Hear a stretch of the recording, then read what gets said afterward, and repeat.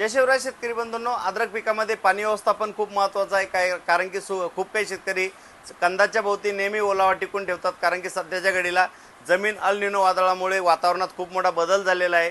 दररोज त्या ठिकाणी उष्ण वातावरण दिवसा असतं तर सकाळी त्या ठिकाणी सुकं दव पडल्यामुळे जमीन त्या ठिकाणी कडक पडते. रात्रीचं थंड वातावरण असतं, याचा पिकावर स्ट्रेस निर्माण होऊन त्या ठिकाणी बुरशीजन्य रोगाची लागणसुद्धा खूप मोठ्या प्रमाणात होत आहे. कोंब बसत आहे, त्याला आपण स्टम रॉट वगैरे म्हणतो. खूप काही शेतकरी खूप काही औषधी सोडत आहे.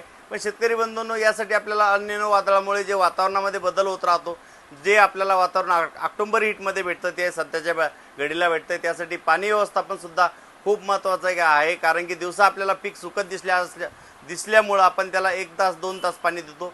तर शेतकरी बंधूंनो, ही पाणी व्यवस्थापनाची पद्धत सरळ चुकीची आहे. मुळाच्या पूर्ण कक्षेमध्ये आपण पाणी द्यायला पाहिजेत. म्हणजे पूर्ण बेडमध्ये आपलं जर मूळ जिथपर्यंत असेल तर मुळाच्या 2-4 इंच पुढं पाणी गेलं पाहिजेत. कारण की मुळाची वाढ ही नेहमी पाण्याच्या दिशेने होते. पण खूप काही शेतकरी 1-2 तासामध्ये कंदाच्या भोवती पाणी दिल्यामुळं त्या ठिकाणी बुरशीजन्य रोगाची निर्मिती होते. PTM किंवा फ्युज्युरियम विल्ट नावाची बुरशी तयार होऊन त्या ठिकाणी आपल्याला कंदकुज असेल किंवा स्टम रॉट असेल या बुरशीची निर्मिती होते. त्यासाठी शेतकरी बंधूंनो, पूर्ण बेड ओला होईल या हिशोबानं पाणी द्या. कारण की पाणी व्यवस्थापनामधून आपल्याला बहुसंख्य रोगही त्या ठिकाणी थांबवता येईल. आणि अद्रक पिकाला नेहमी पाणी दिल्यानं कंदाभोवती पाणी साचल्यामुळं त्या ठिकाणी बुरशीजन्य रोगाची लागण होते. पिकाला पाहिजे त्या प्रमाणात जमिनीतून खतही उचलता येत नाही, मुळांचीही वाढ थांबते. तर त्यासाठी शेतकरी बंधूंनो, पाणी व्यवस्थापन जेव्हा वाफ होईल तेव्हा पाणी द्या, ते पण पोटभर द्या.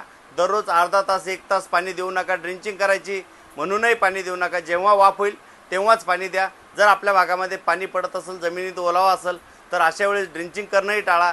त्या ठिकाणी तुम्ही ड्रिंचिंग जर केली, जमिनीतील ओलावा टिकून राहिल्यामुळं त्या ठिकाणी बुरशीजन्य रोगाची निर्मिती होऊन स्टम रॉट किंवा त्या ठिकाणी कंदकुज या रोगाची लागण होते. तर त्यासाठी शेतकरी बंधूंनो, वापसा झाल्यानंतर पाणी द्या आणि पाणी व्यवस्थापनातून जास्तीत जास्त रोग त्या ठिकाणी रोखता येईल आपल्याला. थँक्यू. जय शिवराय.